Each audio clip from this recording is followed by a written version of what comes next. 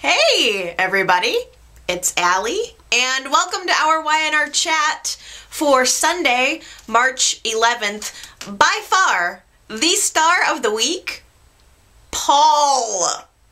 Paul blew me away. He was like an action hero this week. As soon as he found out about everything that Adam did, letting Patty out of the mental hospital, he went on an epic tear through Genoa City. It was of epic proportions. I half expected something to like explode behind him. It was so awesome. I love Paul more than I think I ever have this week. It was like the performance of a lifetime. And he did not waste any time making his way to all of the players in Genoa City to let them know exactly what Adam had done. He wanted to defend his sister. In his own words, he said, "I've spent so much of my life trying to bring Patty back into reality, and now I realize that I can't bring her back into reality because it would destroy her to learn what she's done. She is very, very damaged, and she has no concept of the hell that she has unleashed on people in town, and especially Jack, someone who she loves." And Paul is the only person who has ever been able to connect in to that sweetness in Patty, to that love in Patty, and Adam is number one on Paul's hit list. Adam messed up. It's been a while. Adam set Patty free from that mental institution. It had to have at least been a year and a half ago, maybe even 2 years. It's been a while since all of that happened, and Paul doesn't care. Paul immediately wants to go confront Adam, goes looking for him on a hunt, and doesn't find him at first, but he still runs into Sharon looking for him, tells her the whole story about what Adam did. He went to find Jack to tell him about what Adam did, that Adam was, in effect, responsible for what Patty did to him. Of course, Nikki was there, being supportive of Jack at the time, so she learns the truth, goes to Victor. The word just spread like wildfire. Paul even eventually made his way to Phyllis, tearing her a new one for publishing yet another Pulitzer Prize-winning article in Restless Style, laying out all of the dirty details of what had happened, and in Paul's eyes, exploiting Patty, exploiting his family. And when he was done with that, he took Ricky pretty much by his ear, dragged him around, and sat him down and said, "You know, son, I understand that I wasn't there for you when you were a child. I made a lot of mistakes, but you're a grown man now, and it's time for you to start acting like a grown man," and really tore into Ricky as well. Of course, Ricky was mostly stone-faced throughout the entire thing, and that got interrupted when Paul catches a glimpse of Adam bumbling his way into the athletic club where Ricky and Paul are having this lunch conversation. Paul jolts up out of his seat like there was an eject button on it, runs over toward Adam, and you know he's just thinking, "I'm gonna hit this guy, I'm gonna hit this guy." And I'm saying in my head, "Paul, I know Adam deserves it, but don't hit the blind guy. Don't hit the blind guy. That's gonna ruin your action hero vibe right now. You can't hit a blind guy." And Paul just whips up to Adam, grabs him by the shoulder, and says, "Just so you know," it was almost a whisper in Adam's ear. It was not loud, it was very understated. Just to get the point across, Paul says, "Just so you know, this is Paul Williams who's about to knock you on your ass." Oh, it was good. I'm telling you, Paul is my hero this week. He's amazing. And all of the performances, everyone he talked to in Genoa City, it was so real the way he laid it out for them. You could feel how angry he was at Adam, how betrayed he felt that he'd been robbed of this relationship with his sister, the guilt that he felt that he let it get to this point, the helplessness that he wasn't able to do anything else about it. It all played on his face, it played in his body language, it played in his voice, in every word he said. It was totally effective. I love Paul this week. Paul, he makes me feel things that I don't expect to feel, and I really haven't felt that way about him in a long time. It's been a while since I felt really connected to him, and I just did this week. There was a scene where he goes to the jail to visit Patty. There's no more mental hospital for her. Now that she has blinded a man and caused paralysis in another, she is in a maximum security jail cell. There are no nurses, there is no medication, it's just cold, hard reality. And Paul walks in the door to see her, and she is starting to have a slight moment of clarity where she realizes what she has done. She thinks that it's a dream. She says to Paul, I had this horrible dream that I shot Jack, and I wouldn't shoot Jack. I love Jack. Why would I do that? And she's tortured inside just at the mere notion that she could have done something to hurt this man who she loves more than anything, this object of her fixation for years and years and years and years. And Paul sees this look on her face, and she's looking at him saying, please, it's not true, is it? It's a dream, right? I had a dream. Please tell me it's a dream. And Paul has this realization that he cannot tell her the truth. It would absolutely destroy her. He, like he said, wants to bring her back to reality. His life's mission in some ways at this point in his life is to pull her back from this brink of insanity. And now he realizes that there really is no more of that. She can't go back. From what she's done, there's no going back, there's no going forward. It's that his sister is now resolved to a very, very sad life. And Paul looks at her with this kindness in his eyes, and he just says, that's right, Patty. It was a dream. And just crushed look on his face, too, just that you could tell it hurt him so much to have to do that, to have to lie, but it was the lie that was going to cause less pain to this sibling, this person that he remembers happy times with. Paul has memories of her being a normal person, and he knows that it wasn't always like this, and he longs for that in his own way. And it is because of Paul that I start to feel connected to Patty, that I can even see Patty's point of view. I mean, there's no reason why I should like Patty. There's no reason why I should want to forgive Patty. But seeing her through Paul's eyes, oh, it just gets me right here in the heart. Last week, everything was starting to look okay, like it was gonna be okay for Adam.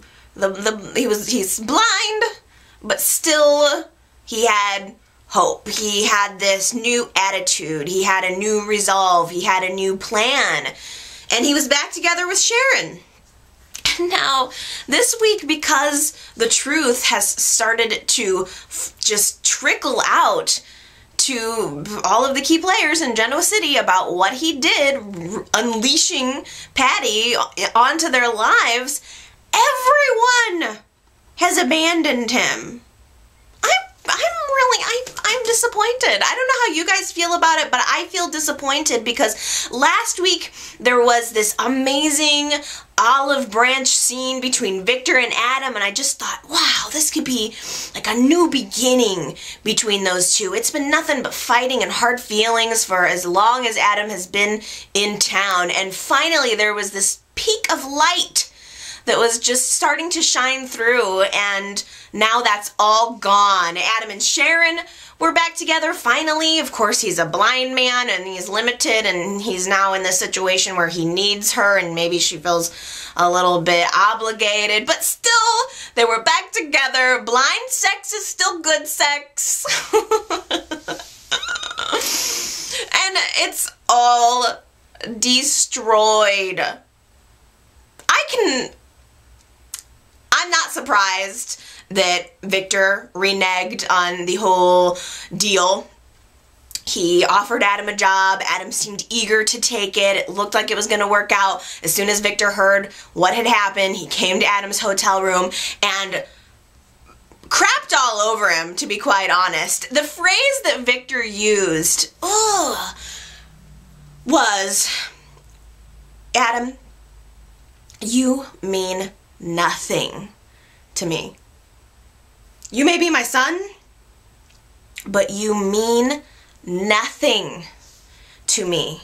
Those words just echoed through that room, and Victor just leaned in and said it, and it just stabbed, it just jabbed Adam. You could just feel it because he was trying. Adam was trying, and Victor knew exactly where to put the knife, and I shouldn't be surprised at all by that. Everyone was able to give him a little bit of forgiveness, but then when they found out about one thing that he did nearly 2 years ago, it's all bets are off, and I couldn't expect that from Victor, but I wasn't expecting it from Sharon. Sharon was devastated at learning this truth, and I think that, in fact, Paul's conviction with how he delivered the news to Sharon was in part what really set her off and what really allowed her to not be able to look back, to not be able to look beyond. Sharon realized that the man that she is with is a dark guy. He's got some really bad things that he's done in the past, and she tries to talk to him about it at first, and Adam doesn't lie. He just says, yeah, you know, I did it. It was a long time ago. I did it, but I think that Adam also expected her to forgive him, and that's not what happened. Sharon took off his ring and left him, walked out the door. In fact, vowing that she's not going to come back. Sharon has left him completely and totally in the dark, alone. Adam has no one now. And do you guys feel like bad for him? I feel bad for him. I can't help it. He's got this hangdog look on his face. He has repented, and when someone has repented and you believe that it's genuine, I think you should forgive them. Doesn't necessarily mean you need to let them back into your life where they can hurt you, but I think that you should forgive them. And I don't, like, Sharon's whole reasoning is that she thinks that she's putting faith in danger by continuing her relationship with Adam. If Adam was able to unleash Patty, then who's to say he couldn't unleash something that she becomes a victim of, or that Faith becomes a victim of? But I don't think we're talking about the same guy. I really don't. Everything that Adam did that was bad in the past, well, not everything. He has screwed Sharon over since then with the throwing away of the memory card, and he let her sit in jail. It's not like he hasn't done anything bad to her. You're gonna just have to forgive me here, because I feel bad for Adam. I can't help it. And what he did with Patty was before everything that happened in New Orleans. It was before they came back together again. It was before he had this realization on the farm. All of that was in the past, and I just feel that that has got to count for something. That has to count for something. And it just doesn't for Sharon. She has had her final straw, and she is determined to just put him in the past and move on. And I do understand her situation. I don't want to be too mad at Sharon, because I know that she's been struggling for years between feeling powerfully attracted to someone who you shouldn't. And it's a pull. It's a back and forth pull of should I or shouldn't I. But did she have to leave him at his lowest point? It just kills me. It just kills me. And it's no coincidence in Y&R land that Nick is right there to help her pick up the pieces right away. And I don't know.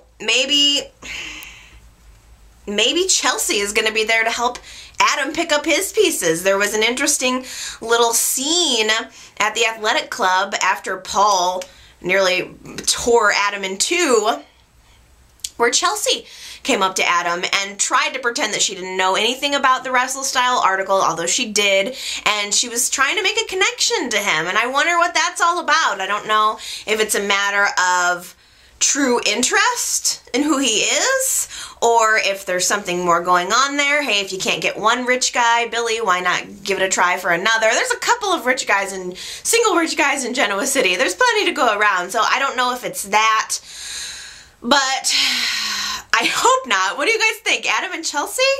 Does that seem like an interesting couple? From the second that Chelsea walked onto the scene, I thought she looked like Sky.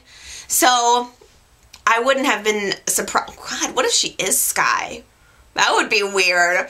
But I just, from the minute that she walked into Genoa City, I thought that there was a possibility that there could be a connection there. But I like the Adam that is hopelessly, almost sickly devoted to Sharon. I don't want Adam to have eyes for anyone else, whether she's left him or not. I want him to continue to try to get back with her. No matter how many times he has to take off those glasses and make a dramatic point with his translucent eyes, no matter how many times he has to ring on the cane just like a little boy ringing his hat or something with his head hanging down. No matter how many guilty little looks he has to give her, I want him to continue to try to get Sharon back. Not that I begrudge Sharon having her own life, because it has been years and years of her struggling between forgiving, trying to decide, should I love this guy, but he's a jerk, should I forgive him? And she's certainly not the only woman in Genoa City who's had that problem.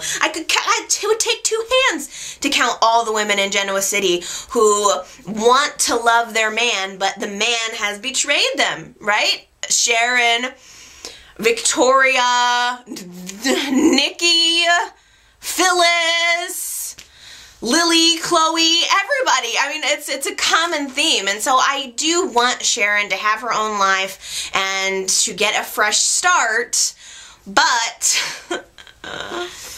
I just don't know if Nick is going to be that for her, because Victor and Sharon are sitting around this week reminiscing about old times. And Victor realizes that he's got to do something to come up with competition for Beauty of Nature now that it's away from him. So he wants to start up a new cosmetics firm. Can't wait to hear what it's going to be called. But he has decided that, you know who would be the perfect spokesmodel for this business? Sharon. And oh, what do you know? It will require her to work side by side with Nick, his son, the good son.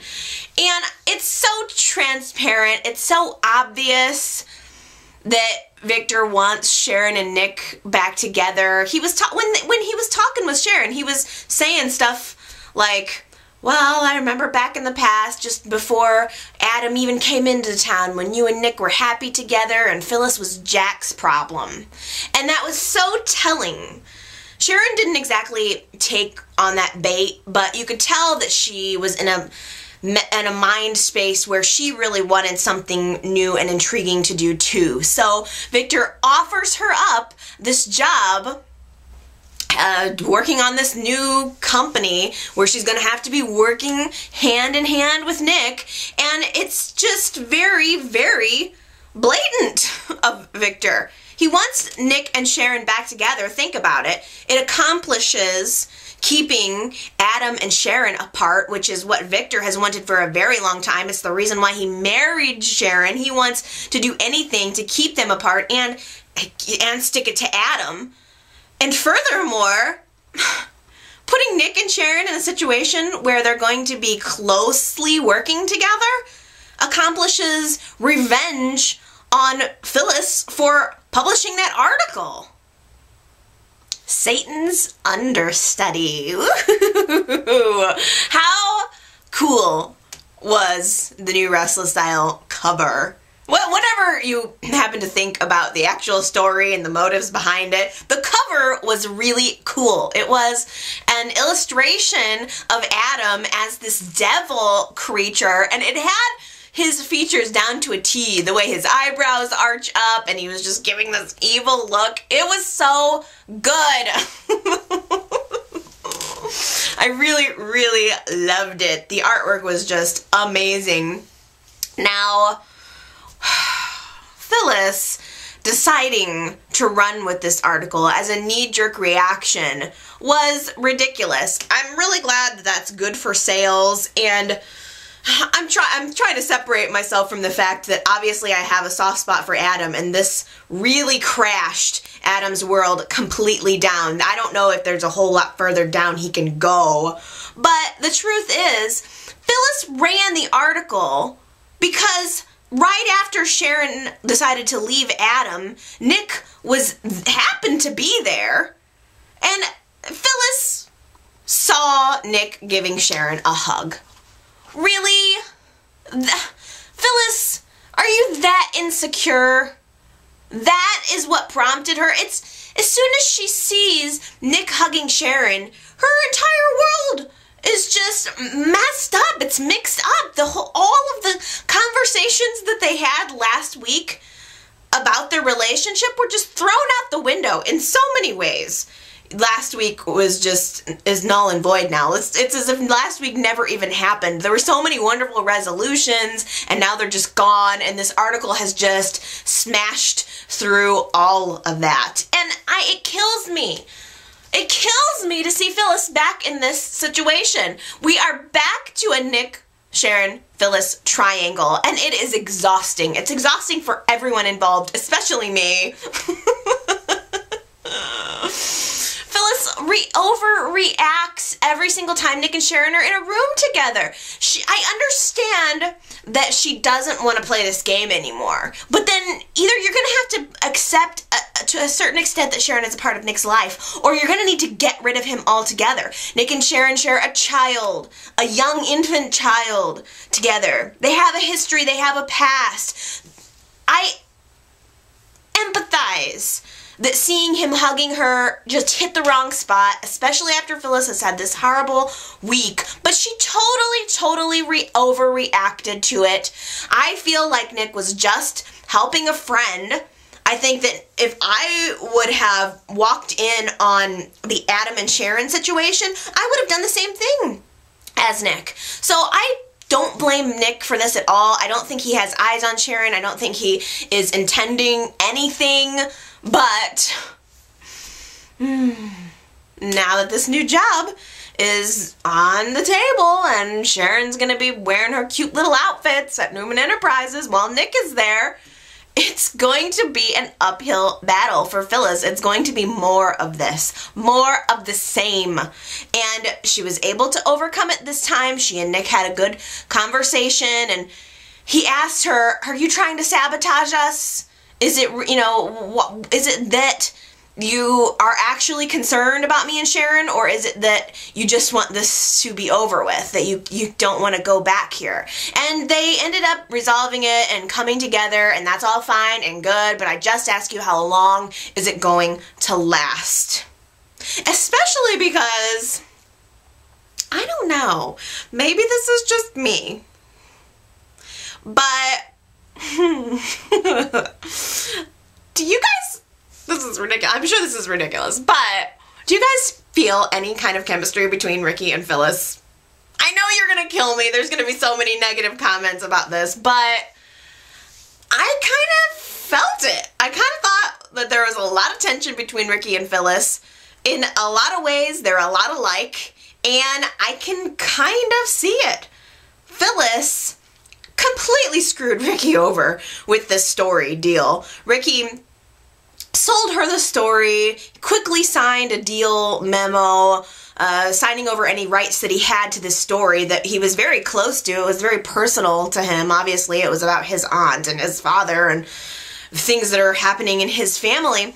And Phyllis didn't put anything about giving him credit into the deal memo. So she ends up running the story, giving him zero credit. Ricky goes to Restless Style to confront her, and she's just, oh, well, too bad, so sad. And Ricky is clearly upset about it. Just before Paul yanked him away from that conversation, Ricky gives her this look like it's not over. And I am sort of wondering if in the very near future, Phyllis is going to decide that she's going to make it up to Ricky by giving him a job. Now, Billy's not going to like it. Billy's been totally absent from everything happening at Restless Style, but I can see Phyllis getting what she wanted because she just came up with this amazing story, and Ricky is clearly dedicated to journalism, so I would not be one bit surprised if Phyllis gave him a job,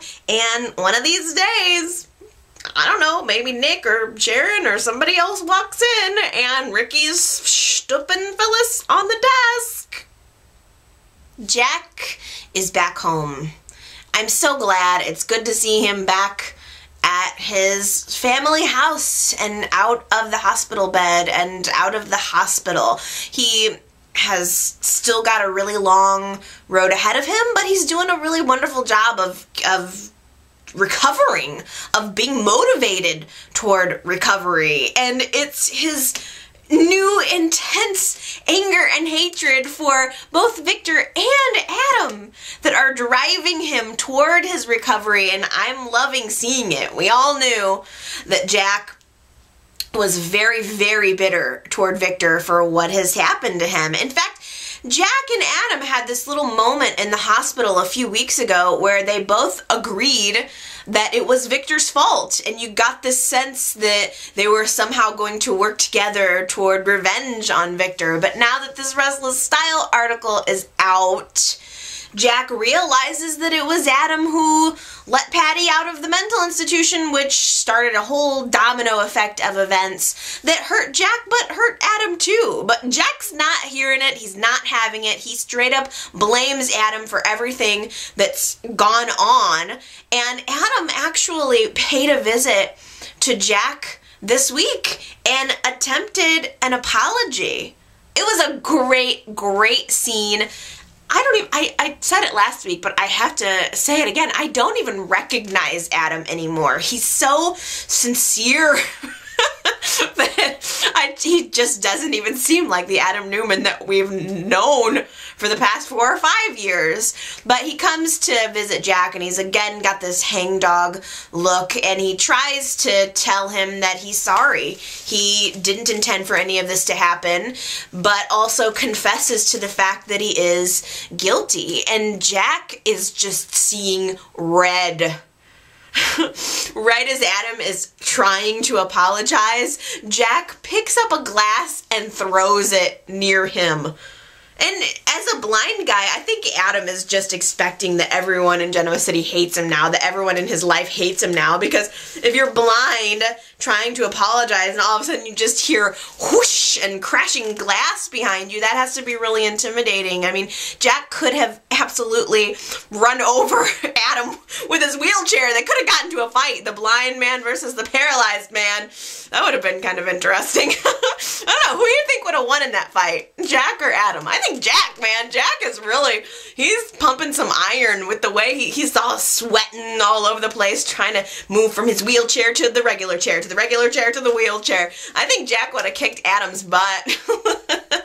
Adam doesn't even seem to have the will to live at this point. But Jack, it really is. Adam just ended up leaving the house, and Jack is using it to channel his way toward good energy, which is very impressive of Jack, of course. Now, he has had a lot of visitors this week. Nikki is still hanging right by his side, but when she took a moment to go see Victor, Jack had a visit from Genevieve.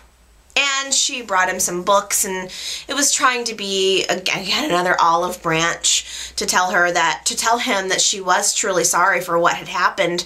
And it was a very tender moment where at first Genevieve assumes that Jack blames her for what has happened with his paralysis, and Jack just looked at her very straight up and said, no. This paralysis is one of the only things that I don't blame you for.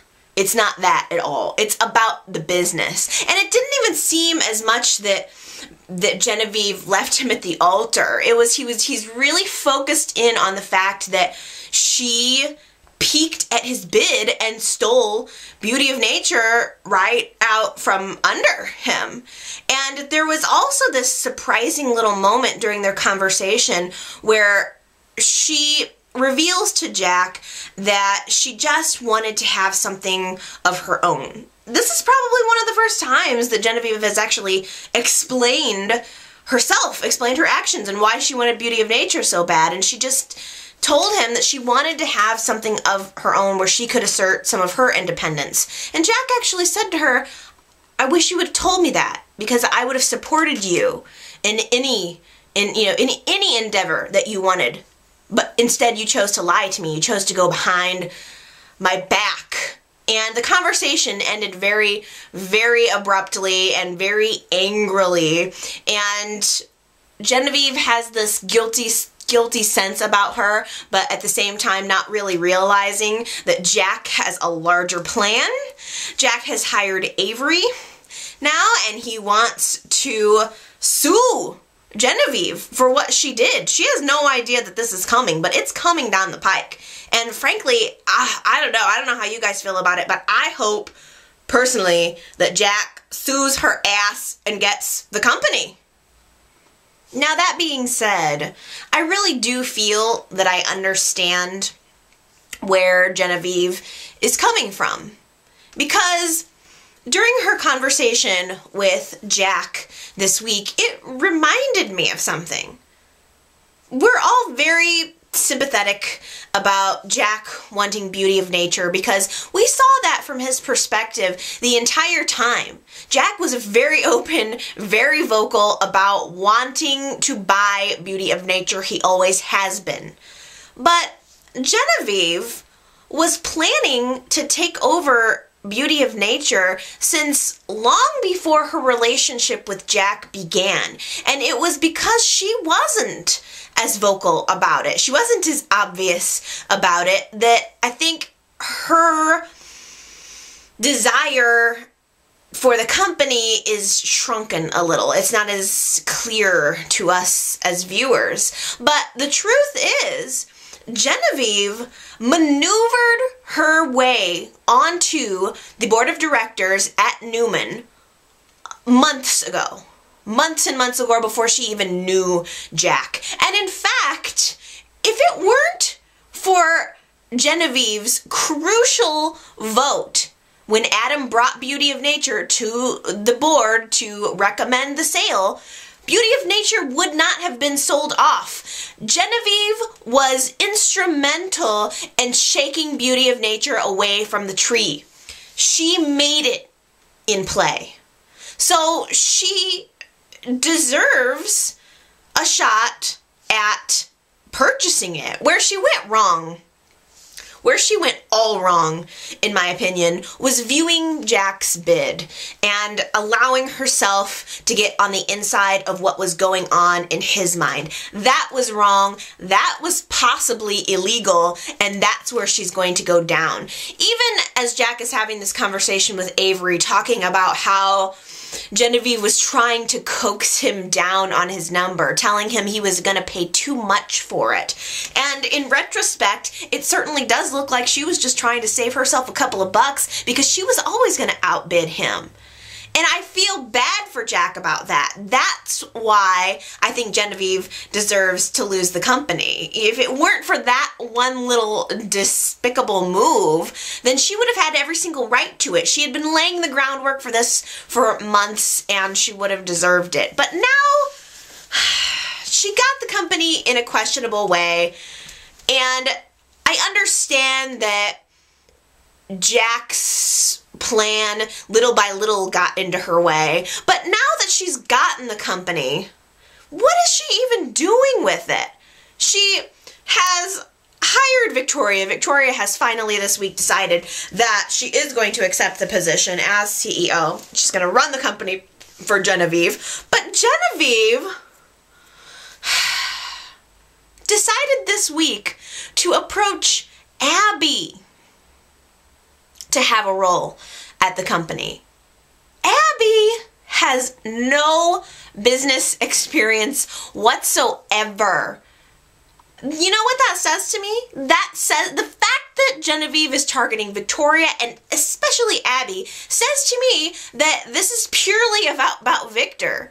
Genevieve has the hots for Victor, I think, or she may just want to be able to, she maybe sees it as a competition thing. She wants to prove that she's every bit as good as Victor, where, you know, when she has no experience. Victor has decades of experience in the business world. She has zero, which is why I think it's that she wants him. I think she wants Victor. I think she would love to be in a relationship with Victor. I think she thrives on that competitive type of relationship, and she would love to be in it with him. But I don't know that, I mean, just the fact that she's doing that makes me question whether or not she's qualified to run this company. She doesn't really even know what to do with it. All she's doing is trying to one-up Victor, and it just begs the question, Genevieve, do you really want to run a business, or are you just in it to play games?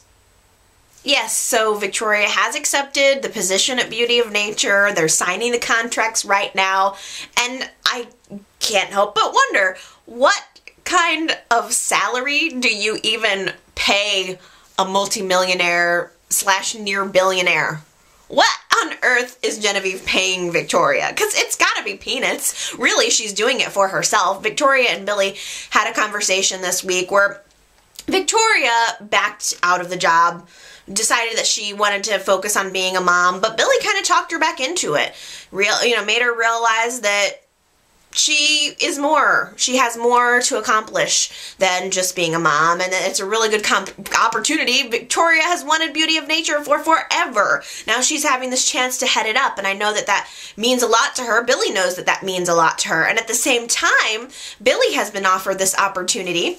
While Abby was off in LA, she was meeting with some reality show people, and they've decided that they would like to do a reality show behind the scenes thing at Restless Style, which I think is really cool sounding. So Billy flies off to LA to meet with these guys. Do you guys think it's going to pan out? Because if it does, I think it's going to be really fun. I'm excited about it. I mean, Restless Style has been kind of boring for a while. The new issue is exciting, but for large part, Restless Style isn't as exciting as it was in the past. So I think getting some cameras in there and adding this reality show behind the scenes thing could add some edge, could add some excitement. I think it could be good. I just wonder if it's actually ever going to end up panning out. Either way, it's going to occupy Billy's time, and Beauty of Nature is going to occupy Victoria's time. And everybody is very concerned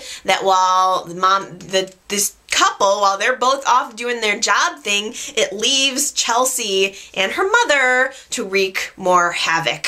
And I don't know, Chelsea to me is starting to seem sincere. Perhaps it's her interest in Adam recently that is her most questionable move. I don't know if that's indicative of something else. I don't know if that means that she's starting to turn back toward her evil, manipulative ways.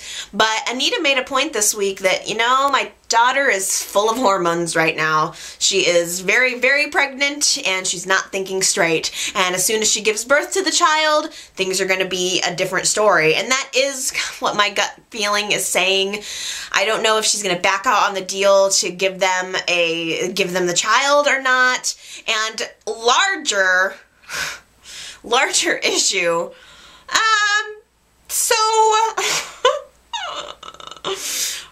We've been speculating a little bit for the last couple of weeks about what exactly the connection between Anita and Jeff is. And guess what, you guys? Voila! Bet you didn't see this coming. Jeff is Chelsea's father.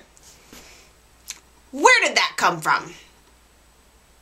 Before I forget to mention it, after Genevieve went to see Jack this week, she also went to go see Ashley. And Ashley was especially rude to Genevieve. I know that Genevieve left Jack at the altar, and that really sucks of her. Ashley really doesn't have any reason to be nice to her, but it felt like Ashley was especially cruel. And then later, Jill comes into Ashley's office, and Ashley starts reaming her about some marketing, about Jill basically doing her job. Jill went ahead and approved some marketing campaign that she didn't run by Ashley first, and Ashley blew a gasket, and I just can't help asking myself, what has crawled up Ashley's ass this week? I don't know if it's that Tucker is away, and maybe Ashley's not getting as much as she used to, but I beg of you, Tucker, come back to Genoa City and romance Ashley. Give it to her good, Tucker, because old girl is pent up. She's got some pent up rage. It's causing a very uncomfortable situation at Jabot. Jill and Ashley arguing constantly, and now Kane is in the mix. He's trying to be the new guy, the low man on the totem pole there, trying to help out, and instead he is essentially just moderating the ongoing argument between Ashley and Jill. Is that what they're paying him for? Ooh, Harmony and Tucker had a really good fight this week. It was spectacular. It really was. There was like fireworks in the room because Tucker, when last we saw them, accused Harmony of coming on to Neil. Now, flash forward a couple days, Tucker and Devon and Harmony are all in the hospital for Devon's surgery. And in case, don't worry, you guys, Devon's coming out of it just fine. But there's some tension between Harmony and Tucker. And Harmony, I think, is just being herself. She's being friendly with Neil, joking with them, and just little jabs here and there. And it's funny, but Tucker is ultra paranoid, and he, again, when Neil leaves the room, confronts Harmony and says, you know what? I know your game. I know all of these little moves. I know what it looks like when you're interested in somebody, and you're interested in Neil, and he's a married man.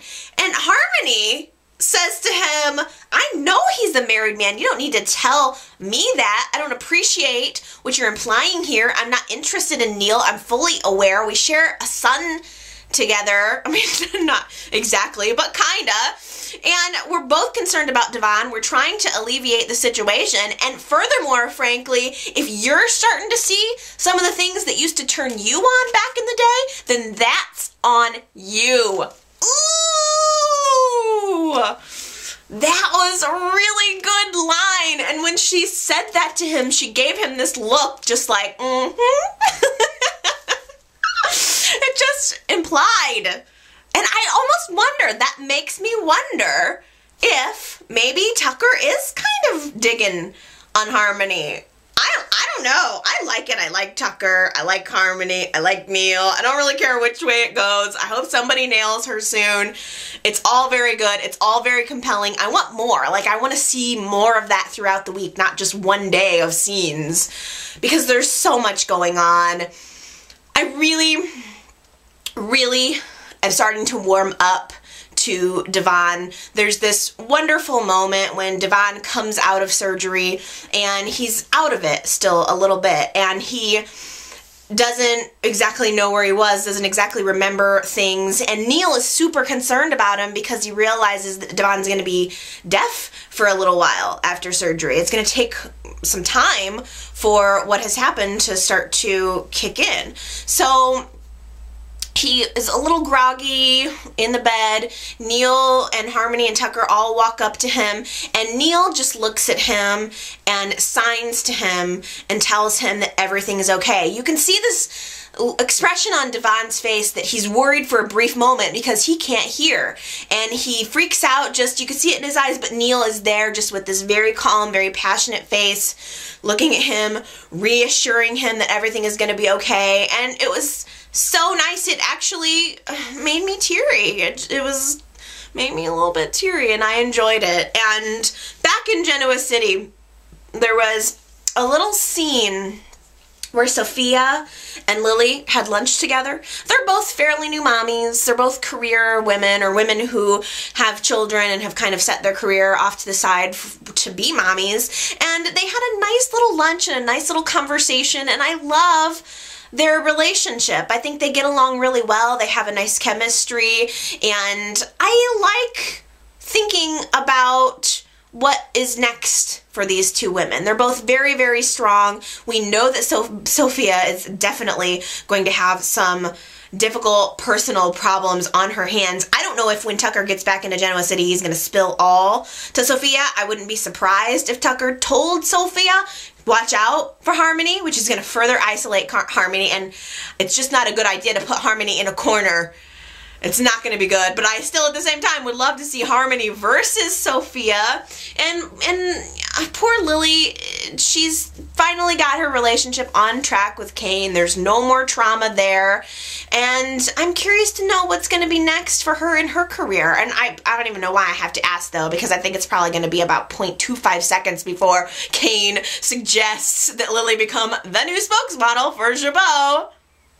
I am really glad to see that Daniel has decided to step up and fight for custody of Lucy. It seems like the only rational solution to the problem. Somebody has to save this child from Daisy's clutches. And Phyllis was very, very relieved to hear this as well. She was right in the middle of writing her story for Restless Style when Daniel came over. She gave him the biggest blow-off. Like, I don't have time to talk to you, just go away. He tells her, I think I have some news that you're going to want to hear. And it all turns around. Suddenly she's so proud of him and she can make 5 minutes for him. She's so rude.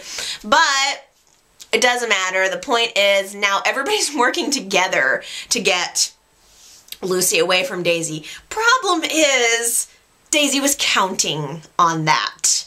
And I am surprised with myself that I'm going to say this, and probably nobody else will agree with me, but I love Daisy.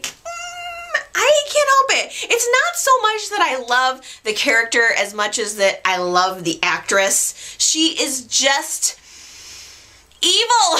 And it just works so well. The way that she turns on the innocence on and off so easily is just phenomenal, because it can go like a sweet little kitten eyes to vicious she-devil in just a few moments, and I love it. It's just compelling to me. I think the actress is really gorgeous. I think she has a unique way about her.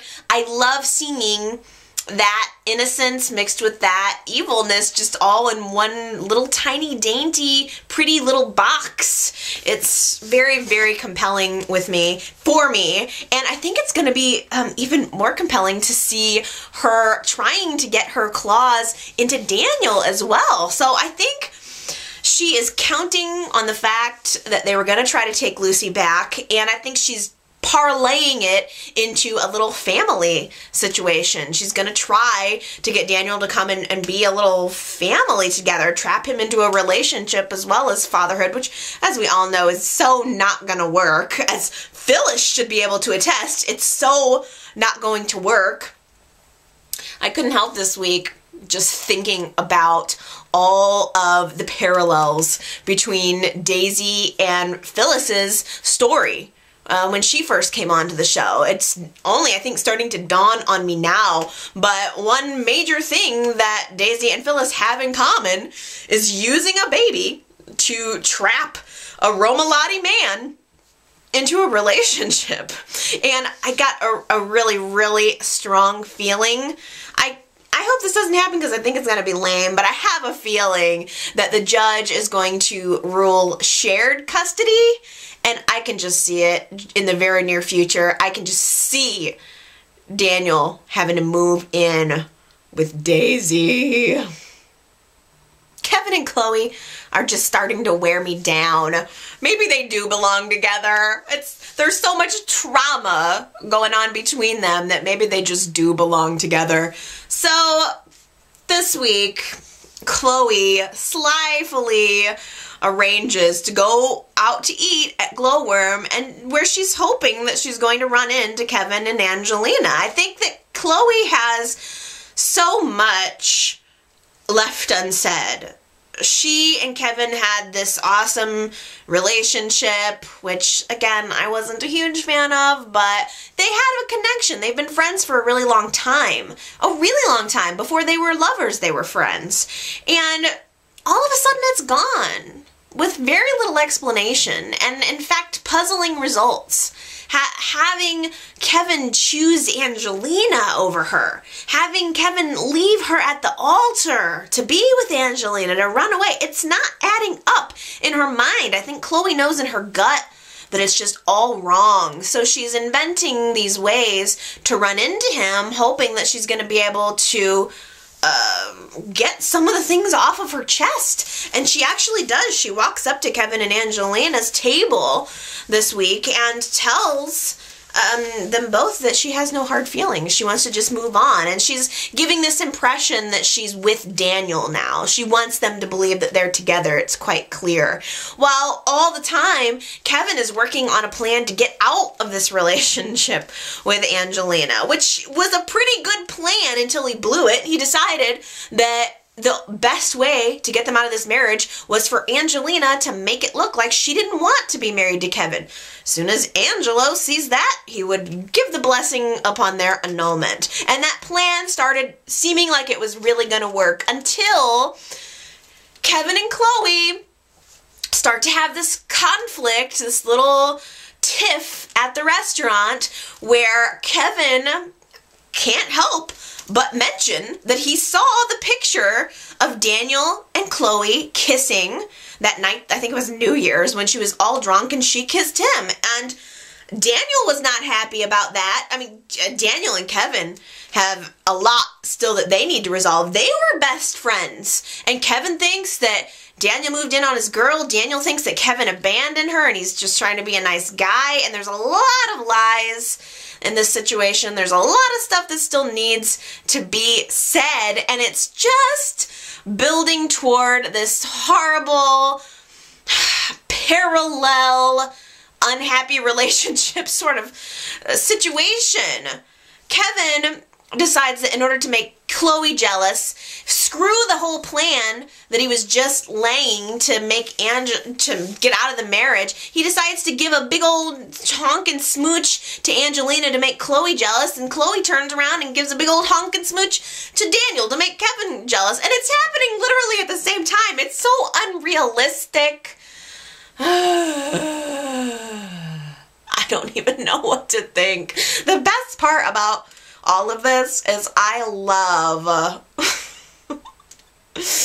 Angelina's outfit choices. I just am dying every time she's on screen to see what it is that she's going to be wearing. And 9 times out of 10, it includes a ginormous, almost obnoxious pair of earrings. Last week, I wanted to mention it so bad, but I just forgot. She had the hugest hoops you've ever seen. These things they had to be 4-inch hoops. I wouldn't be surprised. Maybe even bigger.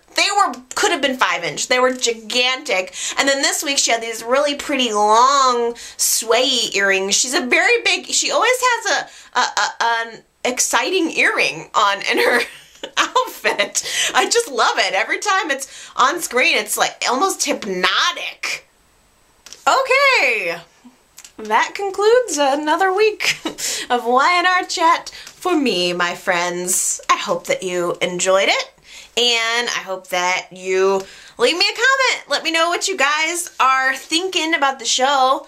So many storylines to comment on, and I can't wait to read your thoughts. So don't forget about the comment box. Type it all down. Chat with me. And if you like my videos, you can always give me a thumbs up. There's a little thumbs up button down there as well, where if you like you like Y&R Chat, thumbs up it. That helps other people find it. And of course, you can always click the share button down there too and share the button with your friends. You can post it on Facebook or Twitter, the link, or you can embed it in your own blog just to keep people aware of Y&R Chat. Keep it going, keep it strong, keep it positive. All of those things help me out a whole lot, and I really appreciate it. So,